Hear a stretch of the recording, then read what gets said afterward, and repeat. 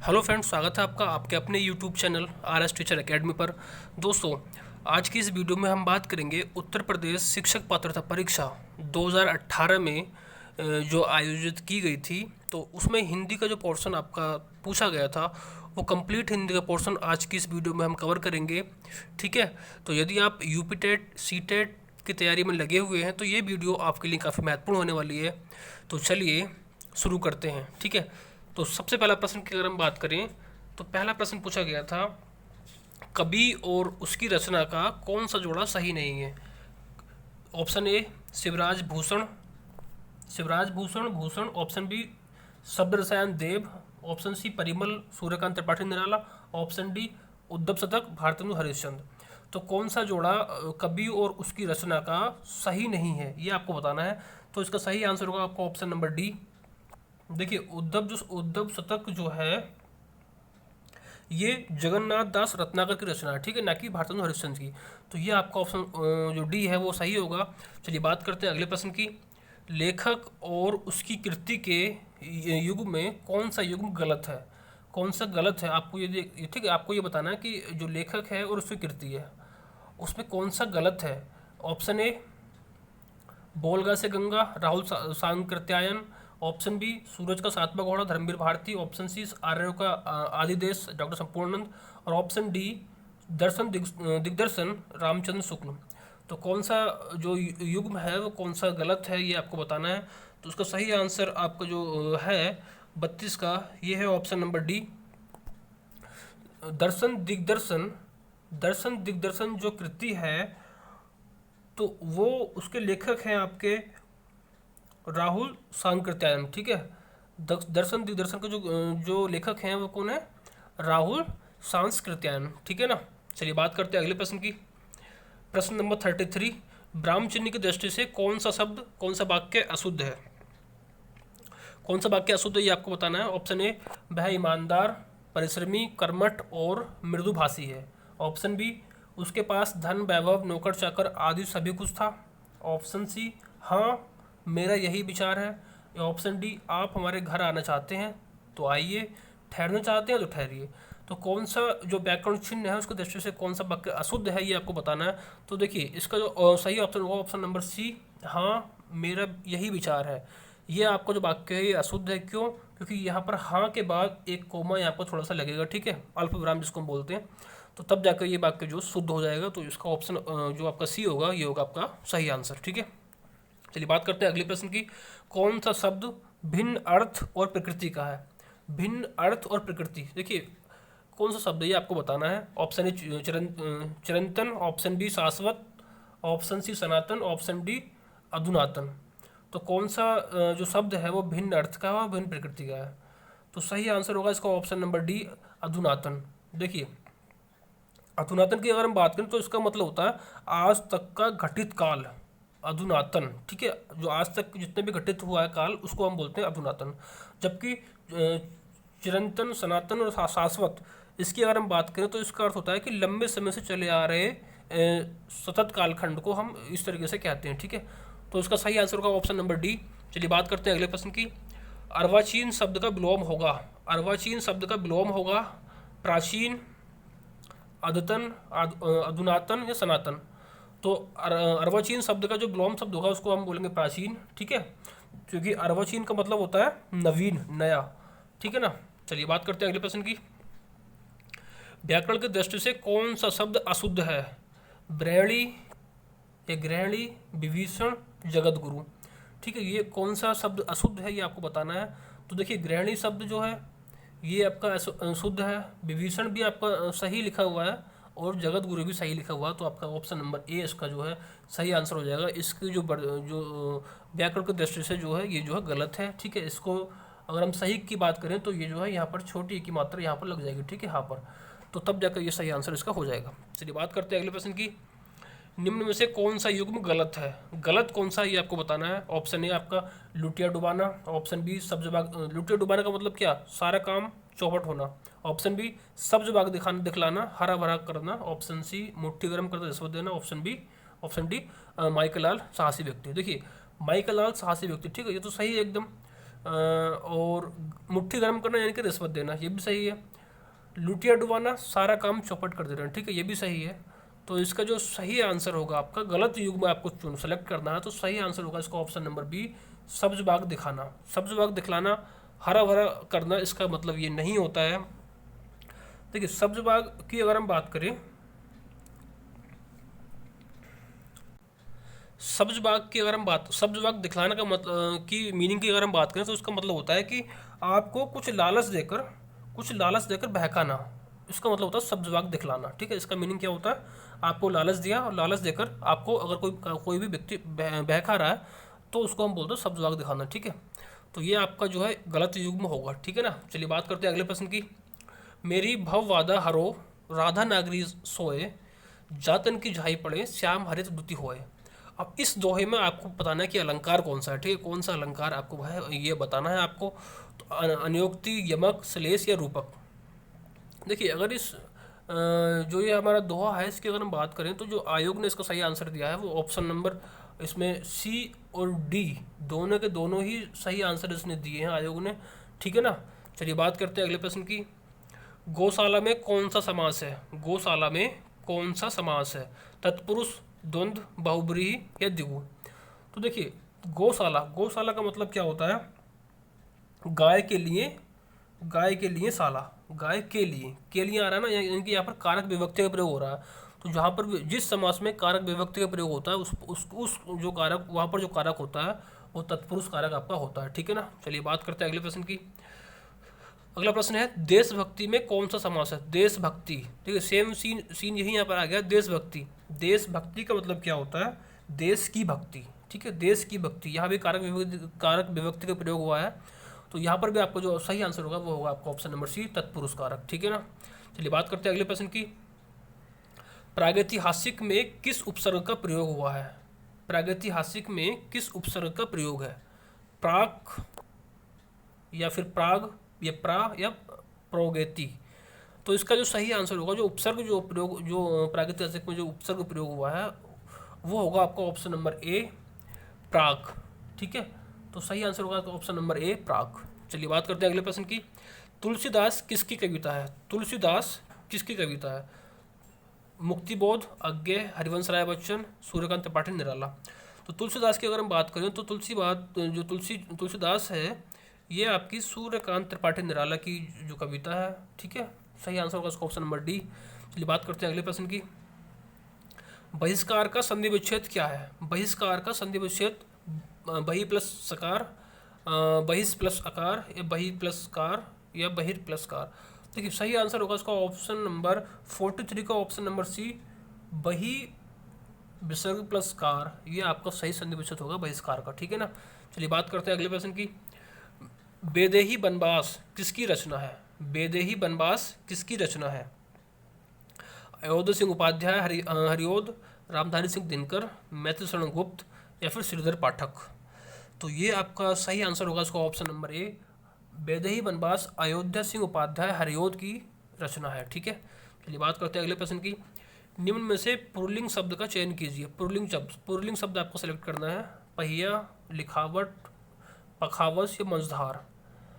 तो इसका जो पुल्लिंग शब्द होगा इसमें वो होगा आपका ऑप्शन नंबर ए, पहिया, पहिया जो यहाँ पर पुल्लिंग शब्द होगा, ठीक है। चलिए बात करते हैं अगले प्रश्न की। ये 46 और 47 जो दो प्रश्न हैं ये आपके गद्यांश पर बेस दिए गए हैं, तो गद्यांश को पढ़कर आपको सही आंसर जवाब देना। देखिए बहुत ईजी होते हैं ये, अगर सही से आप इसको समझ लेते हैं गद्यांश को तो इनसे संबंधित जितने भी प्रश्न पूछे जाते हैं वो काफ़ी ईजी होते हैं। देखिए स्पष्टता, आत्मविश्वास, विषय की अच्छी पकड़ और प्रभावशाली भाषा में अपने विचारों और भावनाओं को व्यक्त करना ही संप्रेषण कला है। संप्रेषण कला क्या है, आत्मविश्वास, विषय की अच्छी पकड़, प्रभावशाली भाषा में अपने विचारों और भावनाओं को व्यक्त करना, ठीक है, जो निरंतर अभ्यास से निखारी जा सकती है। किससे निखारी जाती है, निरंतर अभ्यास से। एक दिन में कोई अच्छा वक्ता नहीं बन सकता तथा भाषा पर अनायास ही किसी की पकड़ नहीं हो पाती। इसी अभ्यास से स्वामी विवेकानंद ने जिस संप्रेषण कला का विकास किया था उसने विश्व धर्म सम्मेलन में लाखों अमेरिका निवासियों को चकित और मोहित कर दिया था। तो ये एक तरह का आपको गद्यांश दिया हुआ है और इस पर बेस दो क्वेश्चंस। पहला प्रश्न आपका है संप्रेषण कला क्या नहीं है, संप्रेषण कला क्या नहीं है। अलंकरण, आत्मविश्वास, प्रभावशाली भाषा, विचारों और भावनाओं को व्यक्त करना। तो जैसे कि हमने पढ़ा है ऊपर, देखिए संप्रेषण कला के बारे में अगर हम बात करें तो देखिए हम लोगों ने पढ़ा ऊपर कि आत्मविश्वास, ठीक है, यहाँ पर है, विषय की अच्छी पकड़, प्रभावशाली भाषा और अपने विचारों और भावनाओं को व्यक्त करना ही संप्रेषण कला है। तो यहाँ पर अगर हम बात करें तो देखिए आत्मविश्वास भी है, प्रभावशाली भाषा भी है और विचार और भावनाओं को व्यक्त करना भी है, ठीक है। तो सही आंसर होगा इसका ऑप्शन नंबर ए। जो संप्रेषण कला क्या नहीं है? अलंकरण। अलंकरण संप्रेषण कला नहीं है, ठीक है। चलिए बात करते हैं अगले प्रश्न की 47। संप्रेषण कला का विकास किस में होता है? संप्रेषण कला का विकास किससे होता है? सॉरी, किससे होता है? तो किससे होता है? अभ्यास, ठीक है, प्रैक्टिस।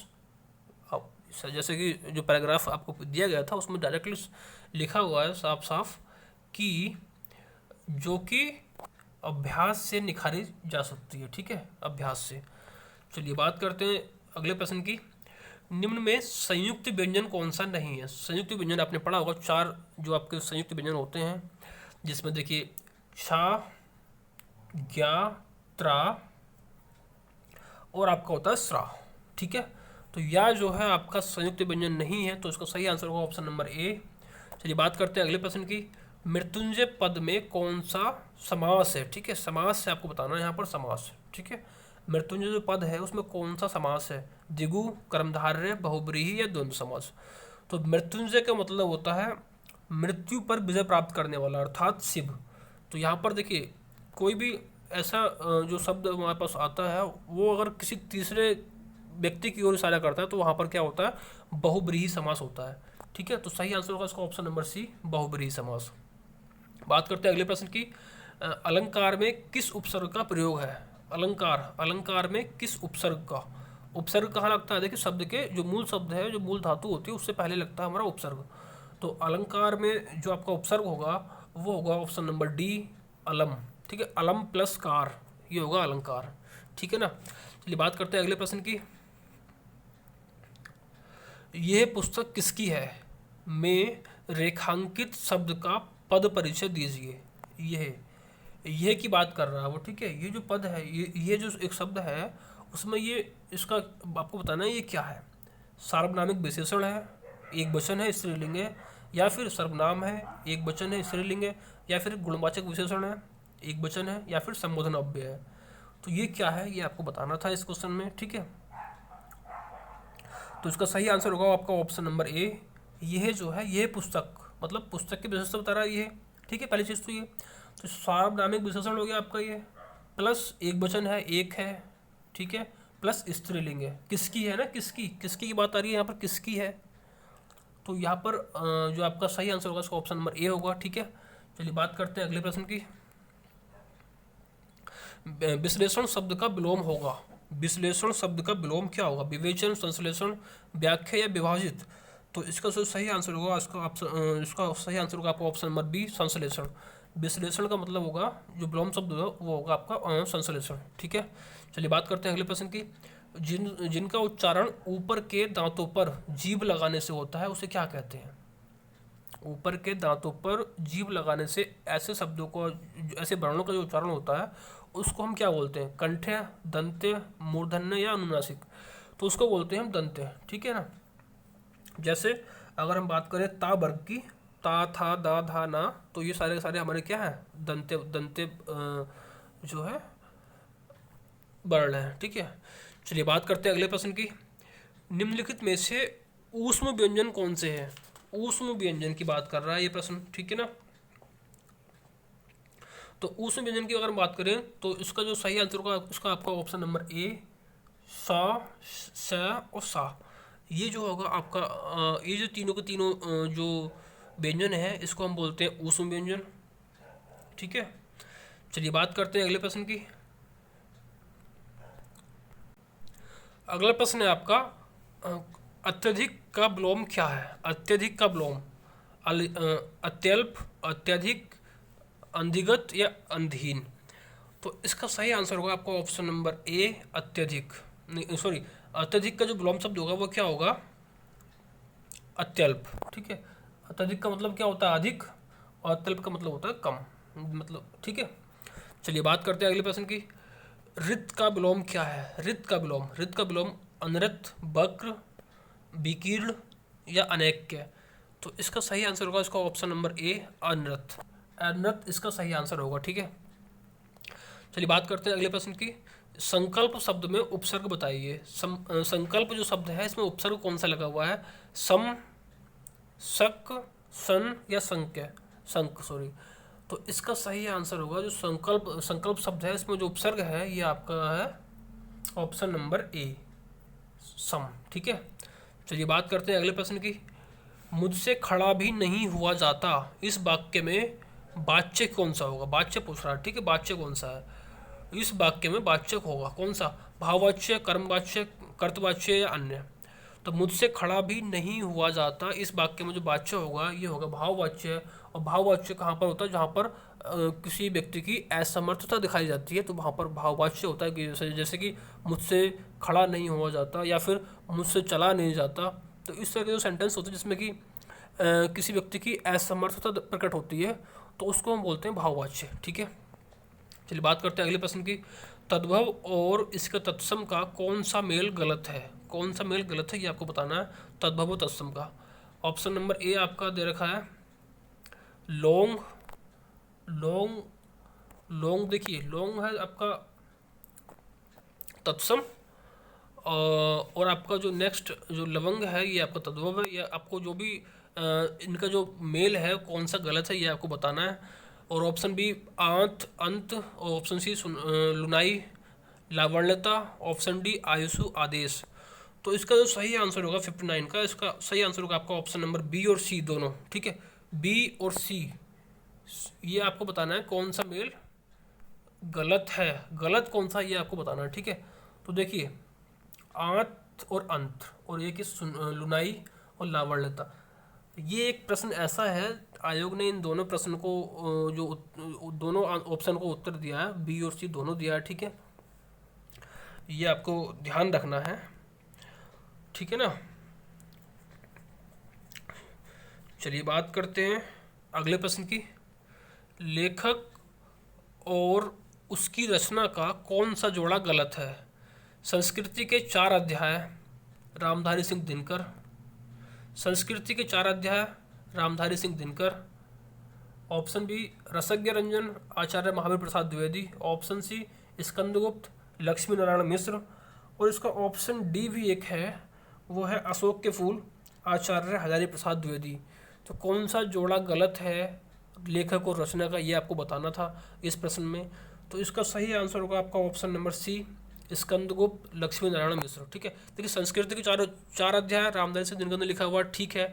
रसज्ञ रंजन आचार्य महावीर प्रसाद द्विवेदी ने लिखा हुआ, ये भी ठीक है। और जो आपका ऑप्शन नंबर डी अशोक के फूल, आचार्य हजारी प्रसाद द्विवेदी ने लिखा हुआ, ये भी बिल्कुल ठीक है। लेकिन जो आपका ऑप्शन नंबर सी है स्कंदगुप्त को लिखा है आपका जयशंकर प्रसाद द्वारा। तो ये आपका जो सही आंसर होगा, ठीक है। चलिए इस वीडियो में आपने कंप्लीट जो हिंदी के 30 क्वेश्चंस पूछे गए थे यूपी टेट 2018 में वो हमने कवर किए हैं। आई होप वीडियो आपको अच्छी लगी हो, ठीक है। तो चलिए मिलते हैं अगले वीडियो में, तब तक के लिए नमस्कार, जय हिंद, जय भारत।